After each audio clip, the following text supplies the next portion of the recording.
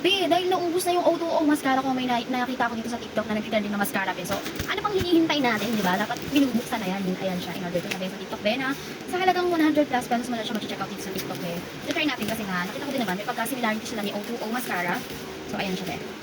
L2AC, ZZ. This is ZZ, guys.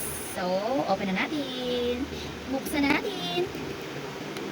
Ano siya, may tatlo siyang klase ng brush. So, ang pinili ko lang talaga kasi yung same lang ni O2O na brush. Kasi mas doon lang talaga yung prefer kong brush. Never kong tinry yung iba. Kasi sobrang liit nga lang. Tagal mabuksan eh.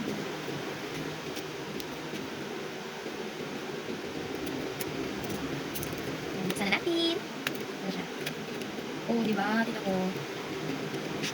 Tada! Ang cute! But may pagka-similarity talaga nila. Mascara, be. Papakita ko sa inyo si O2O mascara, be. So, this is O2O mascara and this is ZZ mascara. Look at that! Same sila, di ba?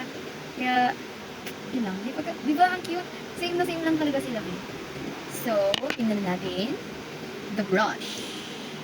So, ayan yung brush niya, be. Ayan, makikita mo. Ayan, yun yung brush niya. Tatlong klase yung brush niya, be. May maliit lang and then yung may pa-curve. Tapos ito. Tignan niyo yung mascara ni O2O mascara.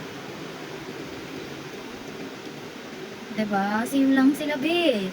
Oh, diba? Same lang sila. Ang cute. Dahil naubos na yung O2O mascara ko, be. So, try ko ng ibang brand. So, ayun lang muna. Ito yung O2O mascara, be. O2O mascara pa itong ginagamit ko. So, bukasan natin siya gagamitin. So, ito siya. Ito na siya. Sa halagang 100 pesos ko lang dito na check out, be. Meron ko ng ganito. Waterproof mascara. Like, para siyang O2O, be. Yun yung nababasa kong feedback, be. So, ano pang hinihintay mo, be? 100 pesos mo na to. Ma-check out. Meron ka ng ganito. Gandang mascara. Tada!